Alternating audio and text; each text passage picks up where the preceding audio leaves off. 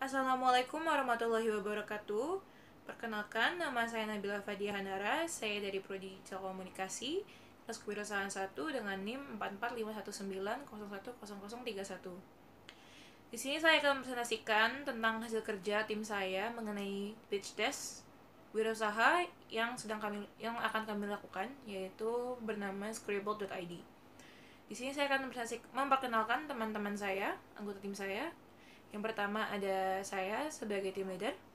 Kedua ada teman saya, Nadia Rahma, mahasiswi Universitas PGRI sebagai finance atau bendahara. Ketiga ada teman saya juga bernama Talita Halisha, mahasiswi Universitas Indonesia sebagai social analyst.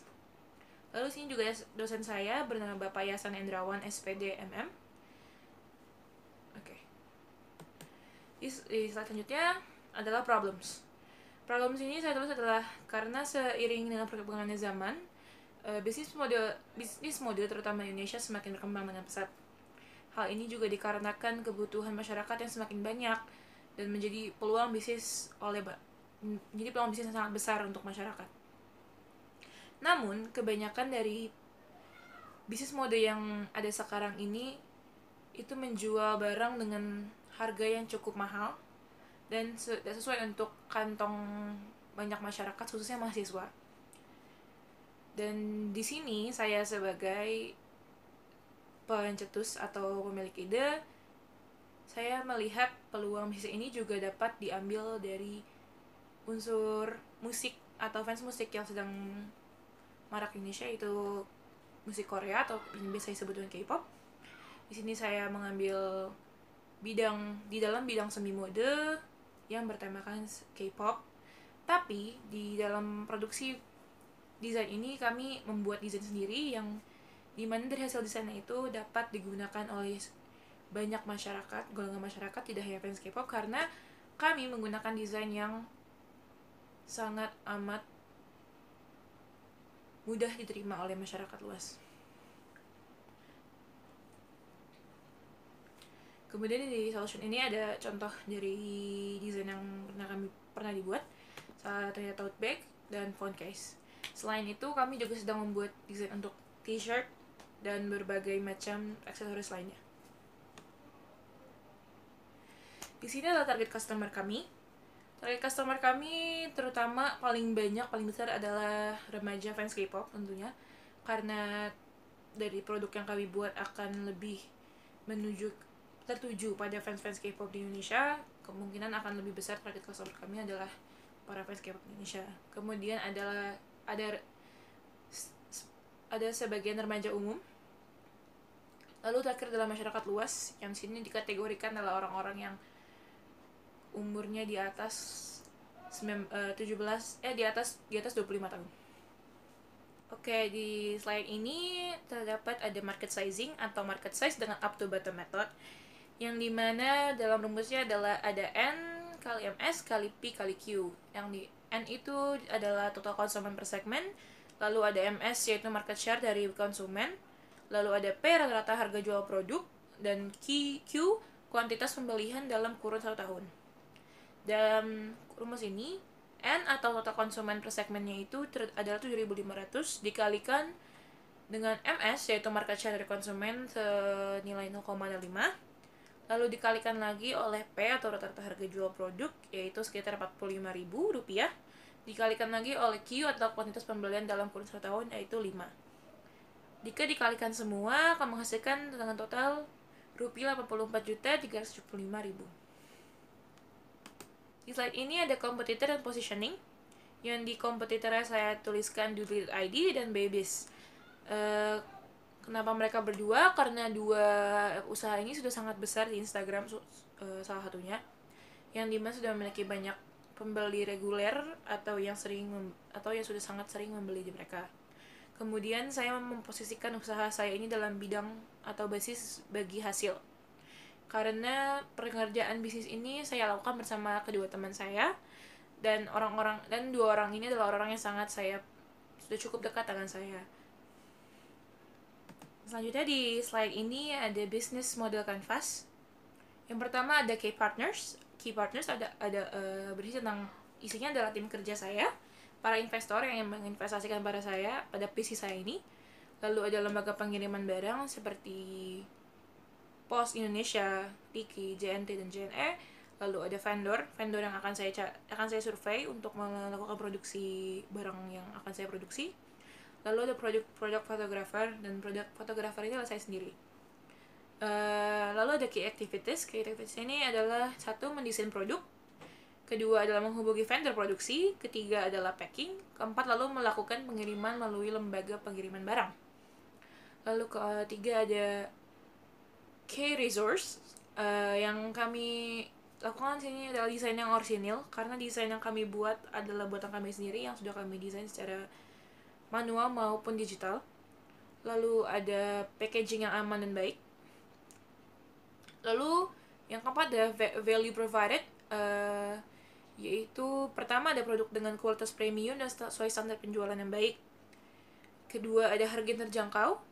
Ketiga, desain yang berbeda dan unik setiap serinya. Lalu keempat ada packaging yang aman dan baik.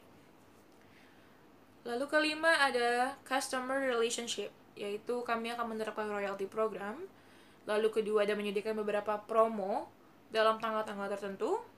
Lalu ketiga ada memberikan gift card atau stiker yang menarik sehingga mereka dapat tertarik dengan produk kami.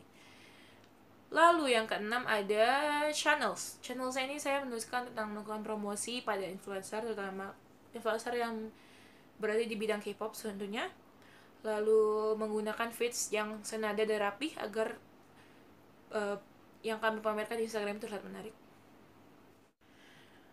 Lalu yang ketujuh, terdapat customers, yaitu jangkauan saya adalah remaja sampai orang dewasa yang menyukai musik K-pop dan ingin memiliki merchandise yang menarik dan lucu dan dengan harga yang tidak terlalu mahal.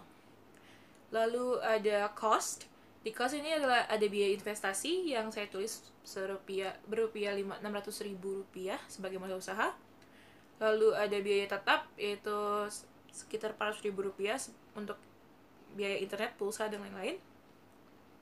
Lalu ada biaya variable yang saya isi dengan rupiah 300.000 sebagai biaya kunjungan ke vendor. Lalu ada revenue dan benefits, yang sini kami lakukan adalah sistem pre-order. Kedua adalah pembuatan produk setelah tutup order.